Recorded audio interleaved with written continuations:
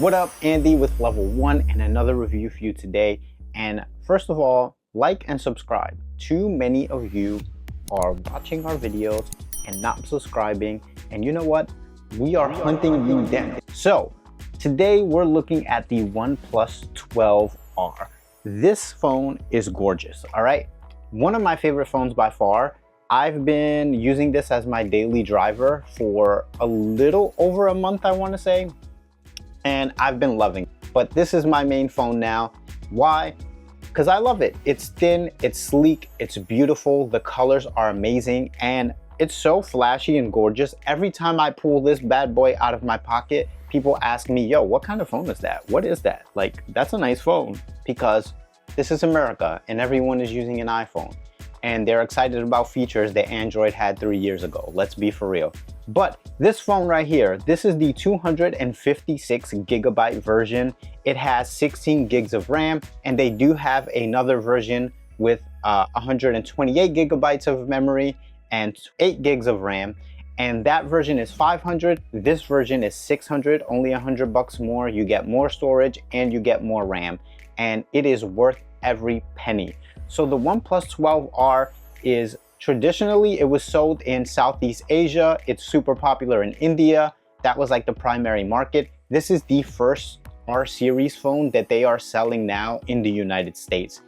There is a very slight difference, not too much, but it's a great budget phone. If you're someone who don't or like you can't spend over $1,000 on the phone, then you have to get a OnePlus. Like, that's it. There's no phone in this price category, I think, that beats this one that I'm holding in my hand right now. Based off of just accessibility, easy to use, gorgeous colors, and you get an ecosystem similar to the Apple ecosystem, and we're going to talk about that soon. So this is a 6.78 inch AMOLED display, which is absolutely gorgeous, great colors, great brightness, okay, super smooth. It can go from 1 Hz to 120 Hz depending on what you're doing, obviously to save battery life. Oxygen OS is one of my favorite Android OS versions because I feel like it's simple, the widgets are great, it's easy to use, it's very beginner friendly, so people swapping over who have never used an Android phone before, I think they would have an easy time learning Android through Oxygen. Cameras are huge on the back bezel, like the camera housing is this giant circle, and it's kind of similar design to the OnePlus 11 as well as the regular OnePlus 12. The cameras are a 50 megapixel main camera. You have an 8 megapixel ultra wide camera and a 2 megapixel macro camera, and then the front camera is a 16 megapixel camera. The cameras are great. Front camera's perfect. Works for what you need it for. You want a video chat, take some selfies, absolutely fine. The main camera in the back uses the same Sony sensor as the 11 and the 12, and it takes great photos also.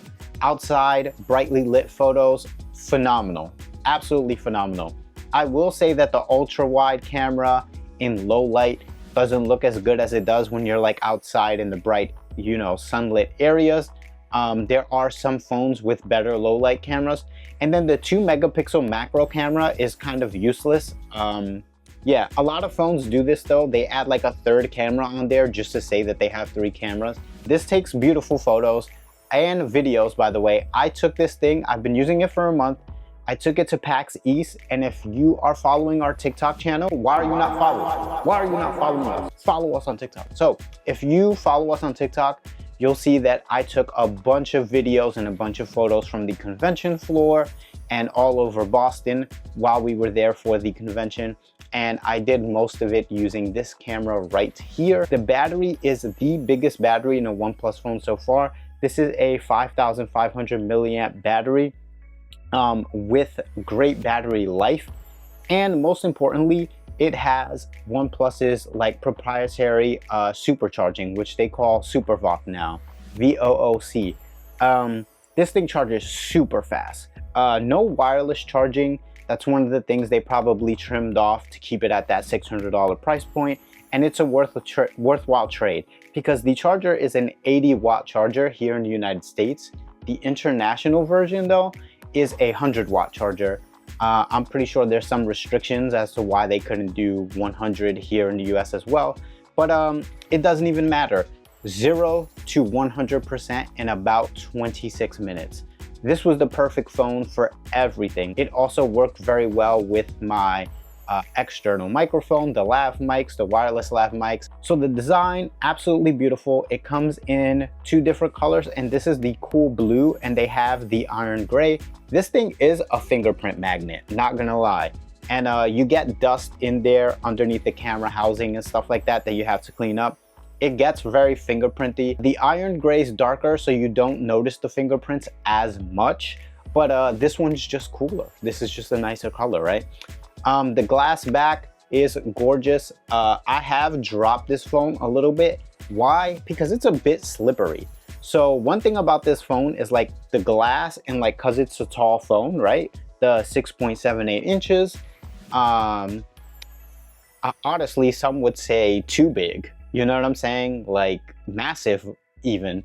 But it is a little slippery and hard to hold on to. That's what she said. And so it has fallen out of my pocket. If you look closely, there's like a little chip dent there and a little mark right there.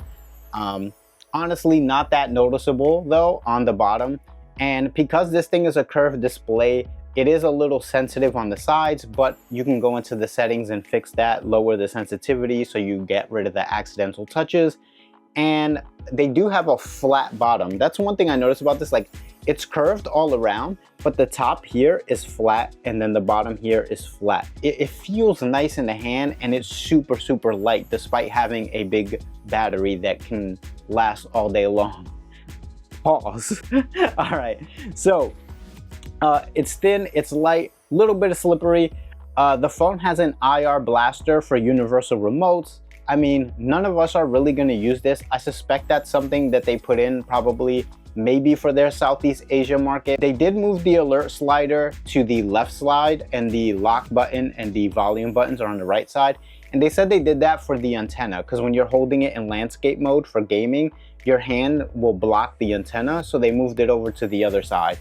I haven't noticed any issues with that. I feel like it's fine. It does have a gaming mode where you can lock your refresh rate to like 60 Hertz. You can turn off notifications, you can manage the HDR, do all that stuff. This phone made me want to game more though, because it's so bright and beautiful that the games do look amazing. And I have been addicted to Marvel Snap anyway, so like, let's be for real. I've been spending way too much money on a card game. Look, we don't need to talk about it. Just make sure you watch this video on 3 different accounts. The phone is IP64 and most phones are IP68. So this phone is dust proof and splash proof only. Do not submerge it in water. I have taken this thing into the shower with me. Don't ask, okay? I like to listen to podcasts while I'm showering. One thing that I did like is that it has an aqua touch feature. So like, you know how you're standing outside in the rain, sometimes the raindrops hitting the phone will register as touches, or like you can't really like swipe how you want to swipe because the screen is wet. Aqua touch feature helps with that, and it does work pretty well. It has 4,500 nits of brightness in the screen. For reference, an iPhone 15 only has 2,000 nits of brightness. This is a bright, beautiful, colorful phone, like deep reds, deep blacks, like just very vibrant. And it's probably why I've enjoyed it so much. Whether I'm like laying on the couch watching videos, or you know, in bed at night playing Marvel Snap or Asphalt or whatever, it looks amazing and it can handle anything you can throw at it. OnePlus has really stepped up their like screens so good. Like the OnePlus tablet, the OnePlus Pad, I love the screen on that thing. Such a great screen.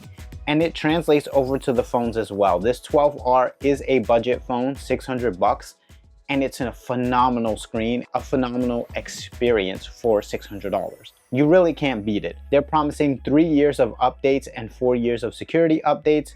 That's pretty standard for OnePlus. The tablet, I remember talking about that. They did 1 year less for each. I think they're dropping a new tablet. But the reason I'm bringing up the tablet is because they are creating that ecosystem, kind of like Apple has, where I open my phone, I instantly connect to my OnePlus buds, my OnePlus Pad instantly connects to the phone, If I leave the house and I don't have Wi-Fi and I open up my tablet, it's automatically connected as a hotspot to my phone, so I have internet. It is smooth. I could use the tablet as a second screen, send stuff from the phone to the tablet. And OnePlus is really doing a phenomenal job.